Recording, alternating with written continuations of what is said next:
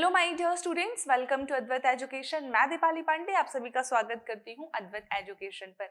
तो my dear students, आज again हम यहां पर देखने वाले हैं कि किस तरीके के क्वेश्चंस पूछे गए हैं रेलवे एनटीपीसी के क्वेश्चन पेपर में। तो ये सीरीज हमारी चलने वाली है जब तक कि आपका रेलवे का ग्रुप डी का पेपर नहीं हो जाता। बहुत ही जल्द हम ग्रुप डी के क्वेश्चन, पर्टिकुलर सिर्फ ग्रुप डी के पुराने क्वेश्चन सॉल्व करने वाले हैं ताकि आपके 25 में से 25 मार्क्स कहीं भी नहीं जाएं। क्लियर? चलिए, तो बने रहना है हमारे साथ अद्वैत एजुकेशन के साथ। चलिए देखते हैं आज का पहला सवाल क्या कहता है।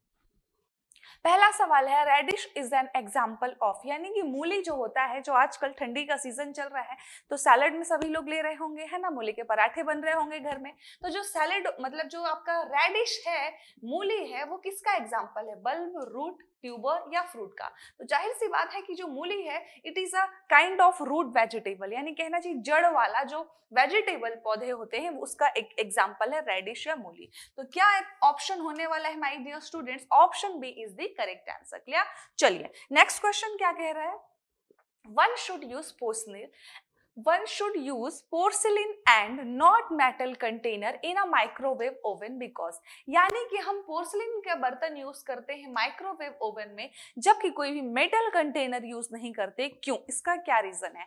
माइक्रोवेव ओवन में सभी को पता होना चाहिए कि जो माइक्रोवेव ओवन के अंदर होती है माइक्रोवेव्स, क्लियर, जिसकी फ्रीक्वेंसी बहुत हाई होती है ना।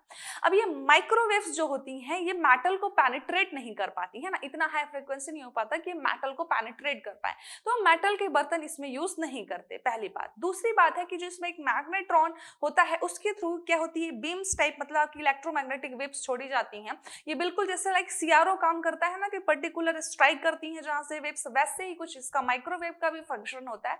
वो हमारे एग्जाम पॉइंट ऑफ व्यू से इंपॉर्टेंट नहीं है। इंपॉर्टेंट सिर्फ इतना है कि हम मेटल का बर्तन यूज क्यों नहीं करते, पोर्सिलिन का करते हैं, इसके क्या रीजन है। तो 4 ऑप्शन दिया हुआ है। पहला कह रहा है चार्ज में accumulate on the metal surface and there is a danger of getting a shock, यानी कि जो चार्ज होता है वो एक्यूमुलेट हो जाता है, बिल्कुल, है ना, एक जगह metal surface and there is danger of getting shock. बिल्कुल सही बात कह रहा है कि जो भाई जाहिर सी बात है कि चार्ज एक्यूमुलेट हो यानी करंट फ्लो हो रही है, करंट फ्लो हो रही है और मेटल है वहां पर, तो मेटल जो है करंट का कंडक्टर है और कंडक्टर है तो जाहिर सी बात है शॉक लगना है। तो पहला रीजन तो ये है कि आपको क्यों यूज नहीं करना चाहिए, क्या? मेटल के बर्तन। तो ये बिल्कुल सही है। अगला देखते हैं क्या कह रहा है। पोर्सिलिन वेसल्स जो होते हैं, पोर्सिलिन के जो बर्तन होते हैं, are better conductor of heat and thus food gets cooked quickly, यानी कि जो पोर्सिलिन के बर्तन होते हैं वो बहुत ही अच्छे कंडक्टर होते हैं, ऊष्मा के अच्छे सुचालक होते हैं, इसीलिए उसमें खाना बहुत जल्दी गर्म हो जाता है या जल्दी बन जाता है, कुक्ड क्विकली, जल्दी बन जाता है। तो ऐसा कुछ भी नहीं कि सिर्फ पोर्सिलिन के ही ऐसे बर्तन हैं जो ऊष्मा के बढ़िया सुचालक होते हैं, ये रीजन बिल्कुल ही गलत है क्योंकि ऊष्मा के सुचालक मेटल भी बढ़िया होते हैं। क्या? चलिए अगला कह रहा है metal containers might undergo chemical reaction leading to spoilage of food. नहीं, ऐसा बिल्कुल नहीं है, कोई रिएक्शन नहीं होता वहां पर। रीजन सिर्फ इतना है कि मेटल को पेनिट्रेट नहीं कर पाती है माइक्रोवेव्स, यदि पेनिट्रेट ही नहीं कर पाएगी तो कैसे वहां पर खाना जो है आपका गर्म हो पाएगा या बन पाएगा, जो भी चीज आपको बनानी है। क्लियर? अगला कह रहा है पोर्सिलिन जो वेसल्स हैं are cheaper than the metal container. ऐसा कुछ भी नहीं है कि पोर्सिलिन सस्ता है, ऐसे में तो एल्यूमिनियम सबसे सस्ता है, तो फिर एल्यूमिनियम के बर्तन रखने चाहिए, लेकिन नहीं रखते ना।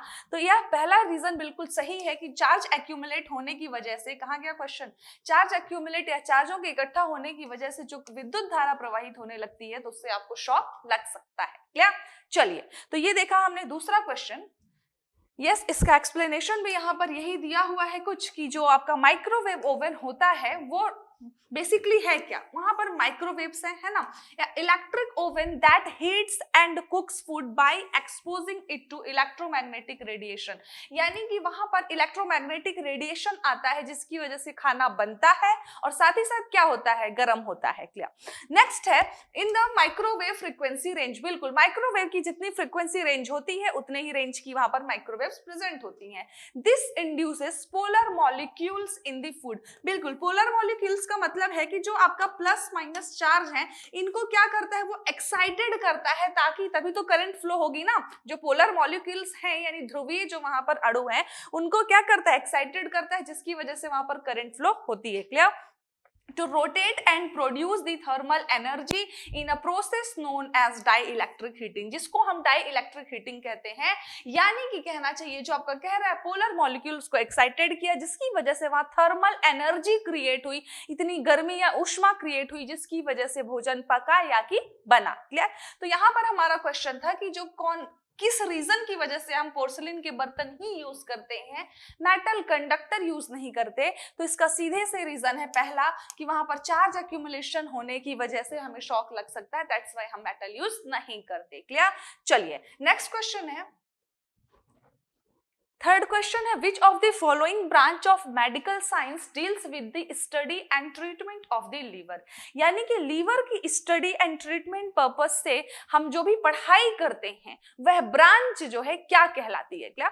तो ऑप्शन है पहला हेल्कोलॉजी, दूसरा है हेप्टोलॉजी, तीसरा है हेट्रोलॉजी एंड चौथा है जेरियाट्रिक्स। क्लियर? तो नेक्स्ट देखते हैं कि भाई कौन कौन सी ब्रांच है जिसके थ्रू हम क्या क्या स्टडी करते हैं। तो यहाँ पर आपको समझना होगा कि सबसे पहला है हेमाटोलॉजी। हेमाटोलॉजी कौन सी ब्रांच है? ये ऐसी ब्रांच है मेडिकल साइंस की जिसके अंदर हम लीवर से रिलेटेड स्टडी करते हैं। Clear? Which deals with the study and treatment of liver, यानी कि study and treatment of liver का यदि हमें स्टडी करना है तो किसके अंतर्गत होगा? हेमाटोलॉजी के अंदर। क्लियर? तो hematology is our answer. Next है हेल्कोलॉजी, भी देख लेते हैं। It is the branch of science which deals and studies of the ulcer. कहते हैं ना कि अल्सर हो जाता है पेट में, यानी अंदर छाले हो जाते हैं ना, तो वो जो अल्सर से रिलेटेड स्टडीज हैं वो किस में आती है? हेल्कोलॉजी में।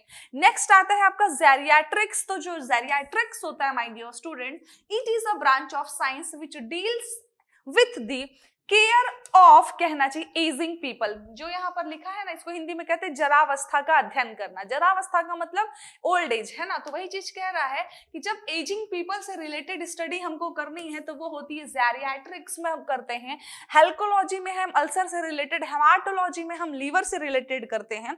तो कौन सा ऑप्शन आप सही देने वाले हो answer my dear students? Option A, यानी कि हेल्कोलॉजी के अंदर हम क्या करते हैं? लीवर से रिलेटेड स्टडी करते हैं। क्लियर? चलिए अगला क्वेश्चन क्या कह रहा है? अगला क्वेश्चन है galvanisation is a process to prevent rusting involves use of blank coating to steel और आयरन। ये इजी क्वेश्चन है, मैम ने पहले भी करवाया है क्लास में।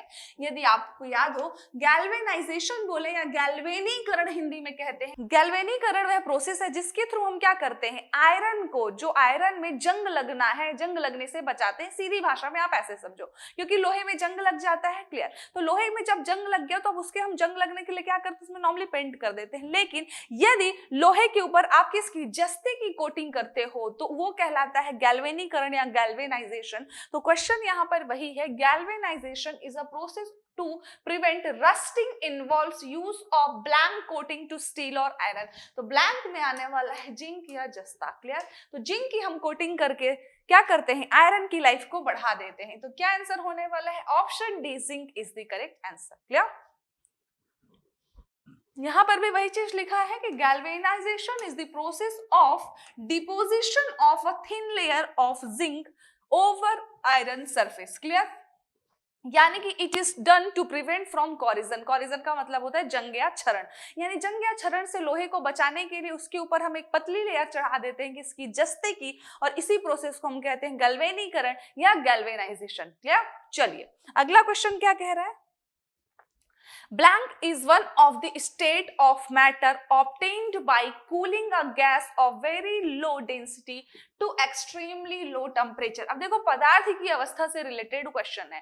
टोटली पदार्थ की अवस्था 4 हम बोलते थे ना कि solid, liquid, gas and plasma, लेकिन पांचवी भी इंट्रोड्यूस हुई है जिसको हम कहते हैं माय डियर स्टूडेंट्स बीईसी या कहें बोस आइंस्टीन कंडेंसेट। यह पांचवी अवस्था बताई इन्होंने, बीईसी या बोस आइंस्टीन कंडेंसेट, यानी कि किसी गैस को कहना चाहिए बहुत कम घनत्व की कोई गैस है तो उसको यदि आप बहुत कम टेम्परेचर पे ले जाते हो, एक्सट्रीमली लो टेम्परेचर, तो वो अवस्था कहलाती है पदार्थ की पांचवी अवस्था जिसको हम कहते हैं बीईसी। क्लियर? तो अभी तक हमको 4 ही पता था, solid, liquid, gas and plasma. पांचवी अवस्था जो है वो क्या कहलाती है? बीईसी कहलाती है। क्लियर? चलिए अगला क्वेश्चन है, यहाँ पर वही बताया है कि जो BEC है, Bose Einstein condensate, is formed by cooling a gas of low density. Low density को हम एक्सट्रीमली लो टेम्परेचर पर जब ले जाते हैं तो वो बनता है पांचवी अवस्था। It is a fifth state of matter in 1920 Satyendra Nath Bose. This is the important question for the next time of paper. Next time यही बनेगा कि जो पांचवी अवस्था है BEC, बोस आइंस्टीन कांस्टेंट है ना, सॉरी, जो पांचवी अवस्था है बोस आइंस्टीन कंडेंसेट, उसकी खोज किसने करी? तो आपको पता होना चाहिए सत्येंद्र नाथ बोस जो हैं, साथ ही अल्बर्ट आइंस्टीन जो हैं, इन दोनों ने मिलकर के करी। इसीलिए बोस भी लगा है, आइंस्टीन भी लगा है। ठीक है, दोनों के बीच लड़ाई नहीं होनी चाहिए, तो दोनों का एक एक नाम उठा लिया गया है। देखिए 1920 में सत्येंद्र नाथ बोस साथ ही साथ अल्बर्ट आइंस्टीन ने मिलकर के इसकी खोज करी थी, इसलिए दोनों के सरनेम को उठा करके बना दिया गया है Bose and Einstein condensate. Clear? तो बोस आइंस्टीन कंडेंसेट जो है वो BEC कहलाता है, जिसको हम पदार्थ की पांचवी अवस्था कहते हैं, जो कि खोज कब हुई? तो 1920 में हुई। इतना आपको पता होना चाहिए for the next time of exam purpose. Clear? चलिए नेक्स्ट क्वेश्चन क्या है? अगला क्वेश्चन कह रहा है the part of the brain known as the place of memory, यानी कि ऐसा पार्ट ब्रेन का जहां पर मेमोरी होती है, यानी कि जहां पर पुरानी यादें जमा होती हैं, वो कौन सा कहलाता है माय डियर स्टूडेंट्स?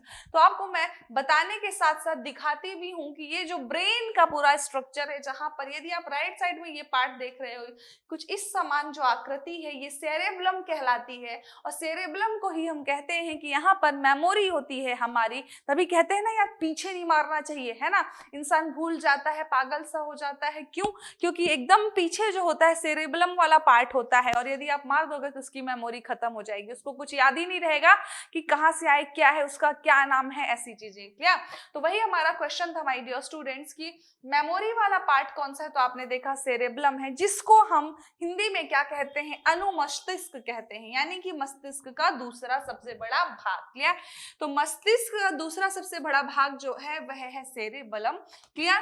ये प्रमस्तिष्क के आधार पर उसके नीचे स्थित होता है। बिल्कुल, सेरेबलम जो है शरीर का संतुलन बनाए रखना और पेशीय क्रियाओं में समन्वय बनाए रखने का कार्य करता है, यानी कि cerebellum is known as the place of memory of the brain. Cerebellum plays a role in learning of procedural memory and motor learning such as skills requiring coordination and fine motor control, यानी कि जितनी भी memory से related चीजें हैं वो कहाँ पर होती हैं? सेरेब्लम में होती हैं, और हिंदी में इसको कहते हैं अनुमस्तिष्क। यानी कि पूछे कि मस्तिष्क का वह कौन सा भाग है जहां पर मेमोरी होती है, तो आप कहोगे अनुमस्तिष्क है या सेरेब्लम है। तो कौन सा ऑप्शन लगाने वाले हैं आप? Option B is the correct answer, यानी कि cerebellum. Clear? Next question please. अगला क्वेश्चन क्या पूछा है? नेक्स्ट क्वेश्चन है NTPC का, कह रहा है in terms of environment study CER refers to, यानी कि एनवायरमेंट स्टडीज के टर्म में बात की जाए तो निम्नलिखित में से कौन सा है जो CER बताता है? CER का मतलब क्या है? सर्टिफाइड एमिशन रिडक्शन, या कि कैप्ड एमिशन रेस्पिरेटरी, या कि सर्टिफाइड एमिशन रेस्पिरेटरी, या कि कैप्ड एमिशन रिडक्शंस। तो माय डियर स्टूडेंट्स मैं बता दूं कि जो आपका CER होता है उसका फुल फॉर्म होता है सर्टिफाइड एमिशन रिडक्शन। क्या? Certified emission reaction. इसको आपको याद रखना है, नेक्स्ट टाइम भी पूछ सकता है। CER stands for Certified Emission Reaction. Clear? In environmental study, CER refers to Certified Emission Reduction are a type of emission unit होता है issued by Clean Development Mechanism, यानी CDM द्वारा इशू किया गया है। क्या? CER, जिसको हम कहते हैं सर्टिफाइड एमिशन रिडक्शन। क्लियर हुआ? चलिए, तो CDM यानी कि कहना चाहिए जो आपका क्लीन डेवलपमेंट मैकेनिज्म अथॉरिटी है, उन्होंने ये इशू किया है सर्टिफाइड एमिशन रिडक्शन को। क्लियर? तो क्या ऑप्शन आप देने वाले हो? कौन सा ऑप्शन होने वाला है my dear student? CER stands for certified emission reduction. Option A is the correct answer. Clear? चलिए,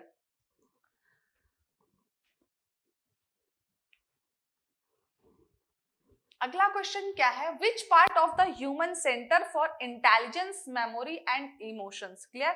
अगेन यहाँ पर क्वेश्चन आपका पूछ रहा है कि मस्तिष्क का वह कौन सा भाग है जो इंटेलिजेंस के लिए जिम्मेदार है, साथ ही इमोशंस के लिए जिम्मेदार है।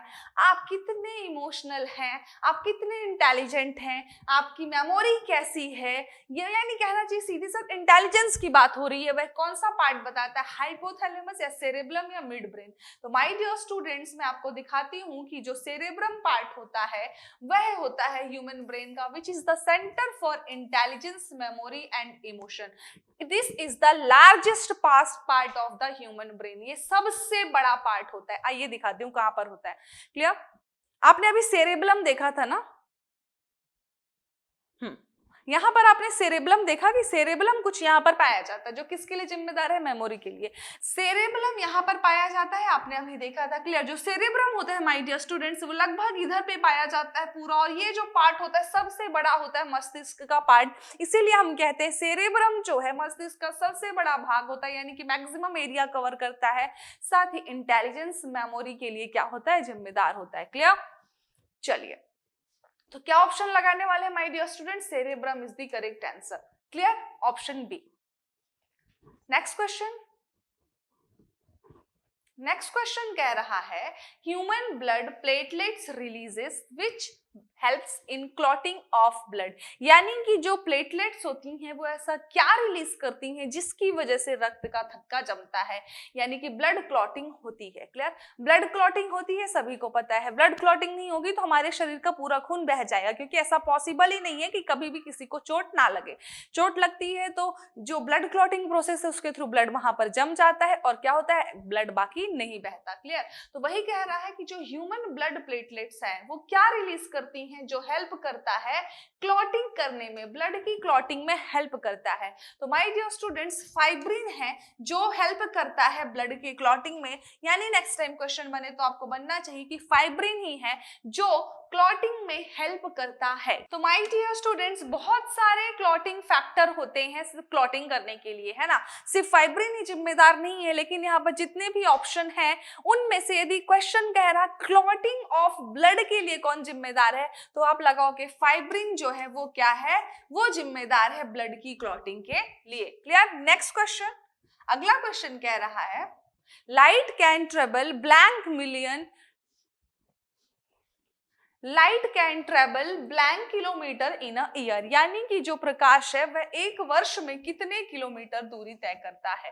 तो my dear students, light can travel 1 light year in a year, इसीलिए 1 लाइट ईयर को हम क्या कहते हैं, एक प्रकाश वर्ष कहते हैं कि नहीं कहते। तो प्रकाश वर्ष क्या है, ये क्वेश्चन कई बार बनता है। प्रकाश वर्ष दूरी मापने की इकाई है। किसकी दूरी मापने की इकाई है भाई? सबसे पहले तो ये पता होना चाहिए प्रकाश वर्ष में हम दूरी मापते हैं। क्लियर?